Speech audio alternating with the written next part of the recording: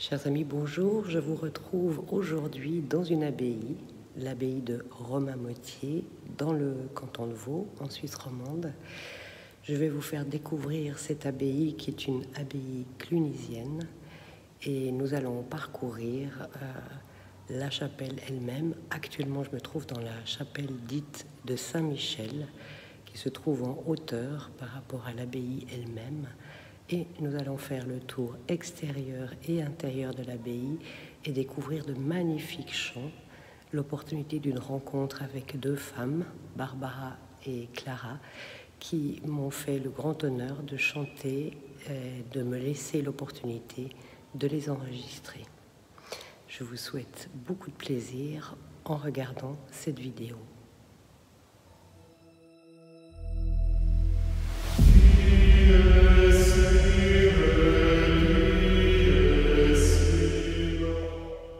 Dans la vallée du Nozon, levée dans le Jura vaudois, une abbatiale se dresse depuis plus de 1000 ans. Romainmôtier. Un nom qui résonne comme un écho, un pont entre l'histoire de la Gaule mérovingienne, la puissance carolingienne et le souffle clunisien qui a traversé toute l'Europe médiévale. Ici, chaque pierre respire une mémoire.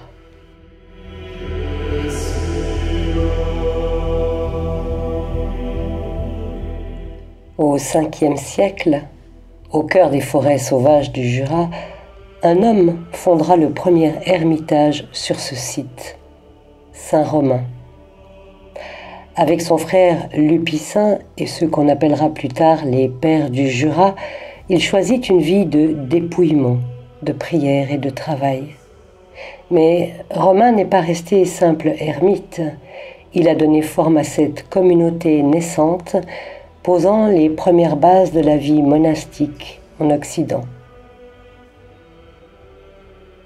Ce qui est né ici n'était pas seulement une cabane de bois et de pierre, mais un modèle de vie commune, une règle, une fraternité qui, des siècles plus tard, inspirerait Cluny et tant d'autres foyers spirituels en Europe.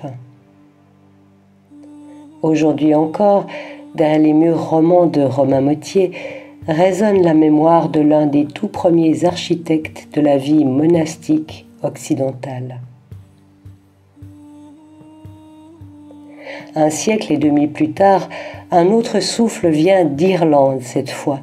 Colomban, le moine voyageur, traverse les terres de Gaule, d'Alémanie, d'Helvétie et jusqu'en Italie. Avec ses compagnons, il évangélise les campagnes, porte la parole là où elle n'avait pas encore pénétré. Leur règle est rude, exigeante, jeûne, silence, ascèse brûlante, une école de liberté intérieure et de feu spirituel. Colomban ne passa sans doute pas lui-même par Romainmôtier, mais son empreinte marqua profondément ses vallées. Ses disciples et l'élan qu'il insuffla rejoignirent l'héritage des pères du Jura. Ainsi se tissa la trame d'une vie monastique qui, de ses forêts, allait peu à peu gagner toute l'Europe. 2 siècles passent encore et voici Charlemagne. L'empereur, conscient de la force spirituelle et culturelle des monastères, les protège et les encourage. Pour lui, ils sont des phares dans un empire déjà fragile, foyer de prière, de savoir et d'unité. Mais, comme ailleurs, la ferveur finit par s'essouffler, les règles se relâchent. Alors, une grande réforme se prépare, celle de Cluny, qui transformera à nouveau le visage du monachisme européen.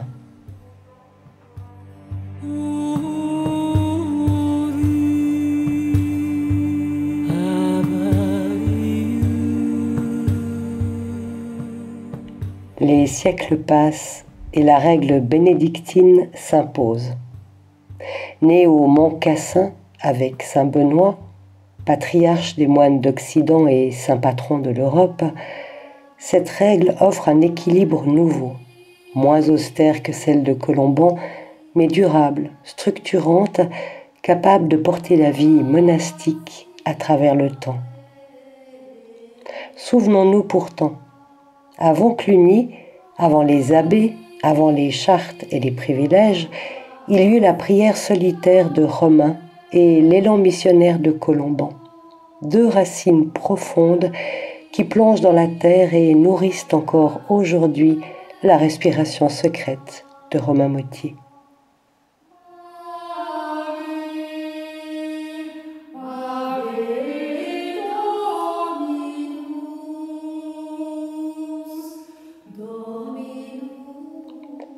En 910, un geste va changer l'histoire.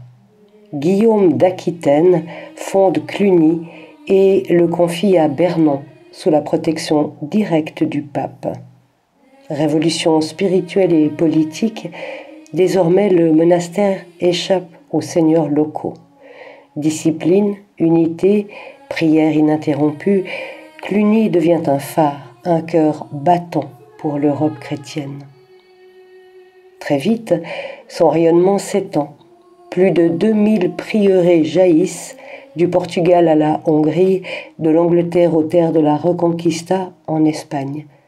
Un réseau vivant, tissé de pierres et de chants, qui relie les peuples par une même ferveur. Romain Motier est l'un de ces joyaux clunisiens.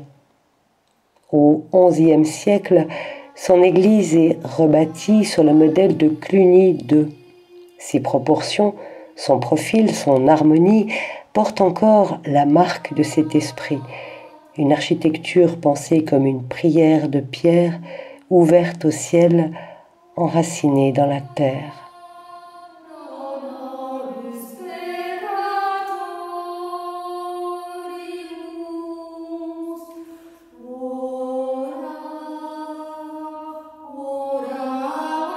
L'abbatiale de Romain Motier est un chef-d'œuvre roman. Sobriété, équilibre, harmonie. Ici, rien d'ostentatoire. La beauté réside dans les proportions, la lumière qui glisse sur les voûtes, la clarté du plan basilical. Regardons ces piliers romans, solides, porteurs, et levons les yeux vers la voûte gothique reconstruite après les incendies, un mariage des styles témoin des siècles. Les fresques murales, comme celle de Saint-Michel terrassant le dragon, rappellent que le monastère n'était pas seulement une maison de prière, mais aussi un miroir du cosmos, une pédagogie de l'invisible offerte aux pèlerins et aux fidèles.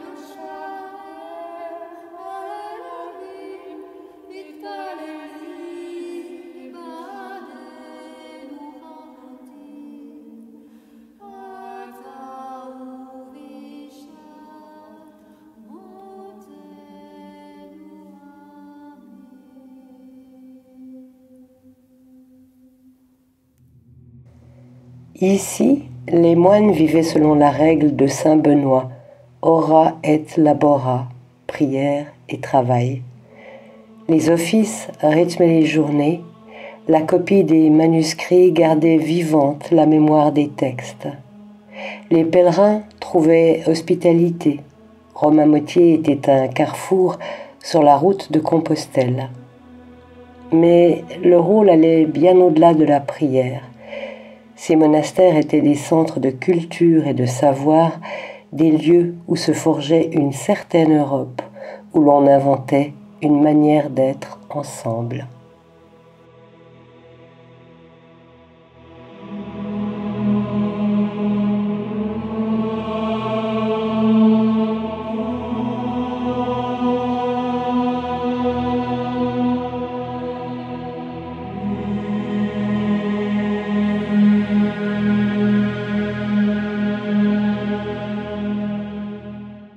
Et en effet, à l'aube du XIIe siècle, un nouvel élan traverse l'Europe, l'art gothique.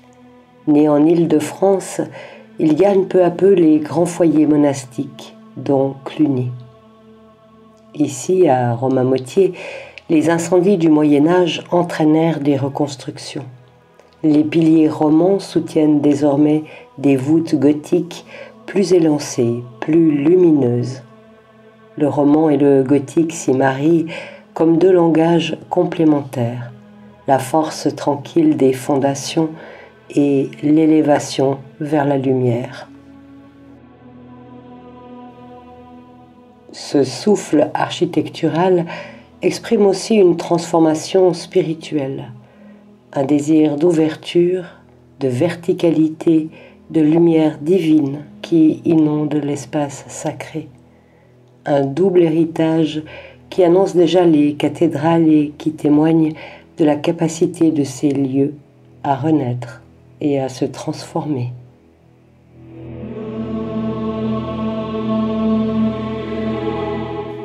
Mais au XVIe siècle, tout bascule. En 1536, les Bernois, qui ont conquis le pays de Vaud, imposent la réforme. Les moines sont chassés, les statues détruites, les fresques recouvertes. L'abbatiale devient temple protestant. Le souffle catholique s'efface, mais la pierre demeure. Elle porte les cicatrices de ce temps comme une mémoire vivante des fractures spirituelles qui ont traversé l'Europe.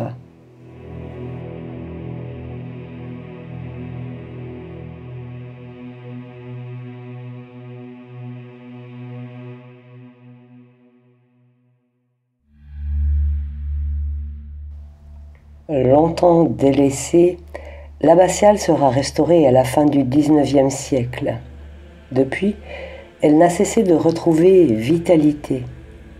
Aujourd'hui, Romainmôtier est un lieu de prière, mais aussi de musique, d'accueil, de culture.